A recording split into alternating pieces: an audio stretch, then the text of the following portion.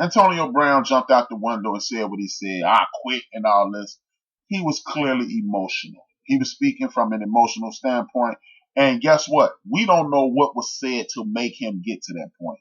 Nobody ever addressed. See, it's easy to call HRapB crazy.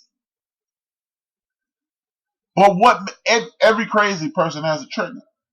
Oh, HRapB crazy. He don't know what he's talking about. What made me go there? And that's never asked. I don't know about y'all, but a couple years, I remember this. A couple years ago, LeBron James was asked a question. He was asked two questions, as a matter of fact.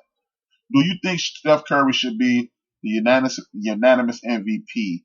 And do you think he's the best player in the world now? His response was, definitely he the MVP. He ran off Steph's stats. And then he said, well, best player in the world, that's a totally different situation.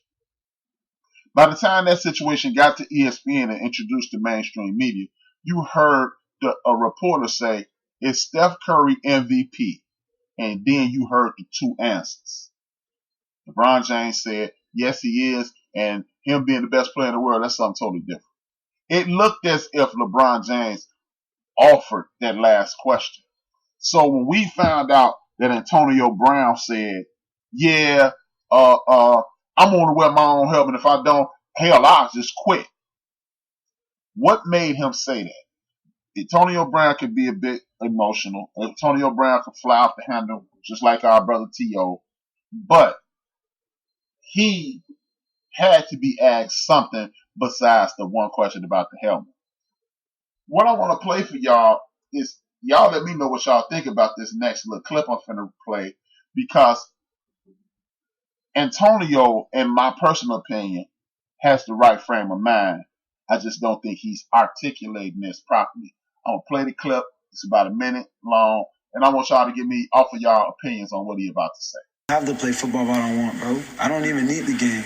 I don't need to prove nothing to anyone. If they want to play, they're going to play by my rules. If not, I don't need to play. You want the game now? Obviously, I want the game, but I don't need the game. It's a different. You know what I'm saying? I don't need to play for no one. Like, I'm happy. You see this? It's paid off cash. I don't owe no one. I'm a millionaire, bro. I'm an entrepreneur. Like, I don't have to prove no one anything. You know what I mean? Like, I never quit and miss a game ever. I check my record. They know my background. But that's what the NFL is an organization. Organizations can create narratives and lower your value based on your position. But you can't lower my value. I'm Antonio Brown. I come from somewhere. I stand for something. I showed you. You know what I mean? If someone don't believe that, perfect. Don't call me. Like, it's okay. Like, I'm perfectly fine walking away fully healthy or whatever.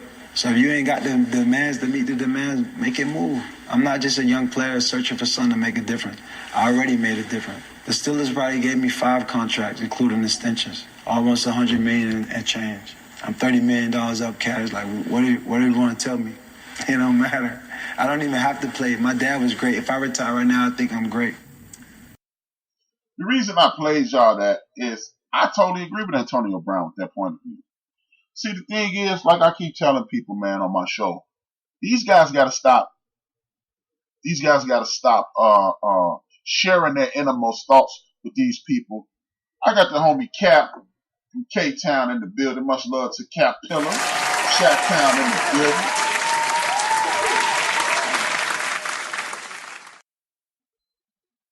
But the thing, see, and what Cap just said is the problem. We shouldn't be playing for rings. Damn them rings, man. You should be playing that game to be just like Antonio Brown said, 30 million up. Because when you plan to get 30 million up, that's when you actually won.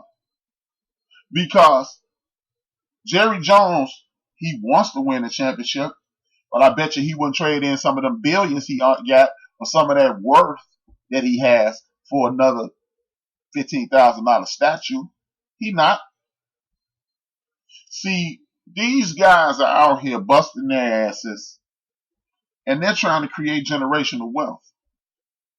And if Antonio Brown never wins a ring, I stand behind him and say, my man. Because the National Football League is a league that if you score 10 touchdowns, they'll give you $20 million.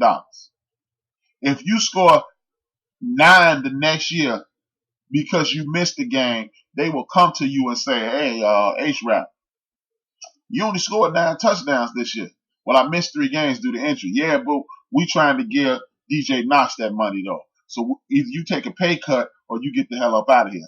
At that point, is that team trying to win? No, they're not. Because they're trying to maximize their ability to earn. You see how they sick the media on you. You must not be trying to win. Me getting the money that I am due when you know you will ask me for that same money back.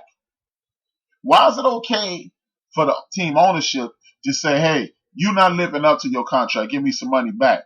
And not okay for these players to say, I've exceeded your expectations, I need more money. See, we gotta stop, we gotta leave this mentality of playing for rings, playing for this nonsensical stuff in the past. That's just my opinion. You know, we got to leave that alone. Winning the ring is the cherry on top. Because when you can say, yeah, man, I won an NBA championship. I won an NBA championship. I won an NFL championship. I won a World Series. That's cool. But as Eric Dickerson once said, anybody can win a championship. Everybody don't get these Hall of Fame rings.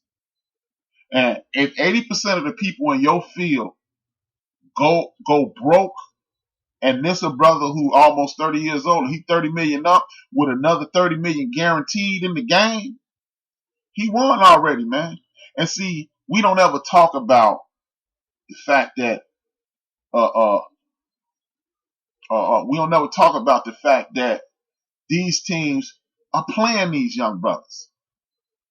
They are straight playing them, and they sick the media on them. And no disrespect to you, Cap. And then they get people like Cap. Cap should have been in the conversation earlier. He's another victim of sports ownership screwing over the fan. He a big-time Cub fan. He been rooting for the Cubs his whole life. He saw one championship. And the one dude who's been steering the ship in the right direction, he's arguing about money now. But if it's about winning, why you got a problem? See, you ain't got no salary cap for no damn coach. You can pay your coach whatever the hell you want to. My man Chuck D said, that's why I back my guys Dak and Zeke. Get that money. Shout out to Chuck D. Exactly, man. We root for laundry. We cannot root against these guys. We cannot root against these guys getting money, man. See, AB is just he don't have the tact to say it. See, you like Deion Sanders when he was talking about the money. Deion was talking about the money from the word go. And initially everybody hated him. Up until the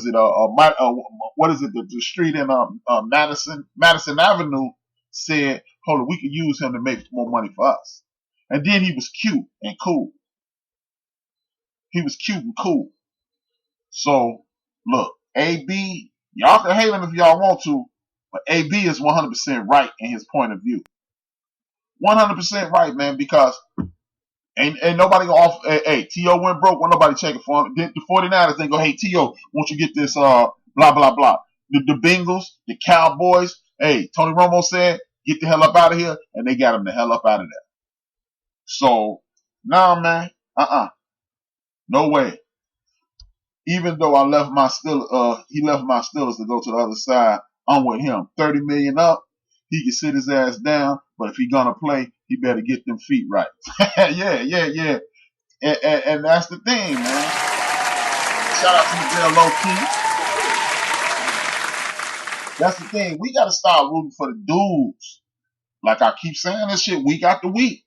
Sports is the only place in America that you root for the management and kick the employees in their ass. If you were Antonio Brown's friend in the office and the boss got on bullshit with him, you would side with your friend. You cannot even like somebody at work and the management play him, and you and the other people that don't like him would be like, I hate his punk ass, I hate her punk ass, but that was some bullshit. But in sports, even if the person right, he get the shine. And we got to start identifying that as a problem and not at the players as a problem. Yeah, he spoke, like I said, he was the only person who spoke up publicly. And that's why I keep saying these young dudes need to stop playing the media game. Please stop playing the game with the media because you can't win. Come on over to the Built for This network. Let Chief Rocker get you out here. Let HRapB get you out here. Or anybody else on our team get you out here. And then you can tell your whole story. You can tell your whole story. You can hear, the people will hear your story instead of going to Wojnarowski, instead of going to ESPN, instead of going to Smith and Whitlock, so they can make you the bad guy. All Antonio Brown did is what the collective bargaining agreement allowed him to do. You can't wear that helmet. He filed a grievance. He lost the grievance. He ain't missed a day of work. But Antonio Brown is a diva. He's a shit starter. He's a troublemaker. It's always some bullshit with him. And you know what, Antonio Brown, I'm not trying to paint that young man, that young brother, as an angel. But this time, all he did was file a grievance. He lost it. He back at work. And when they realized that Tom Brady, see, this is why I say they always color in the media. Because when the media realized Tom Brady felt the same way as Tom Brady, Aaron Rodgers, and Jason Witten, you know what, they, instead of saying, damn, maybe we're looking at this wrong, and they couldn't get any of the players to side with them, I want y'all to look at it this way. Ask Derek Jeter to play with A-Rod glove. He's not going to want to. Ask Cal Ripken to play with Don Mattingly glove. He's not going to want to because you build a relationship with your equipment. My helmet fits my head the way I wanted to. I could see. I got it the way I need it to be. It's a piece of equipment that you are attached to because you know this is not letting me down. But when Whitney said it, you know what they turned the narrative to? Like he said, the NFL is an institution, and institutions can change narratives. You know what they changed the narrative to? Oh, see, Antonio only did this so he can get some slots on Hard Knocks. Not, oh no, we wrong. No, let's just continue to spin the narrative as him being a troublemaker so he can continue to shine the spotlight on himself. The dude ain't even been on Hard Knocks because he ain't been practicing. Oh, well, he can't practice. See, he need to get his feet in order. Look, he got the frostbite on his feet trying to get healthy and play the game. Explain to me why Andrew Luck's calf been jacked up for the last 4 months, but y'all want to talk about Antonio Brown's feet. I hated when I had to change my gloves. I had to change my gloves in high school. But that's what they wanted us to use. Exactly. Baseball. I knew what you're talking about. Exactly. When when I was younger, you used to get a baseball and you used to put that glove oil on it and put a bunch of rubber bands around it so it could move right. You get to put dirt on it and everything and get it to be exactly where you want it. Somebody steal or you lose your glove. Your mama could go get you the top of the line glove. You'll be like, this ain't my glove. So for those who play sports, y'all can relate to AB. And those who just listen to the TV and go by what them jackasses on TV tell you, sucks to be you because you're a damn fool. Stop listening to these goofballs. They don't know anything. What do Mike Greenberg know about football besides watching? I would argue Mike Greenberg has never been tackled. And I like Mike Greenberg. And all these dudes, all these chumps on there just talk about the locker room. Anybody who plays sports knows that the locker room is segregated big time.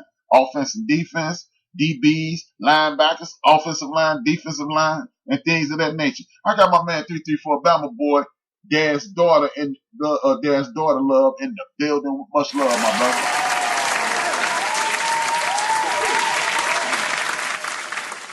Just speaking this knee surgery recovery, kicking my ass. Man, get healthy soon, brother. Get healthy soon.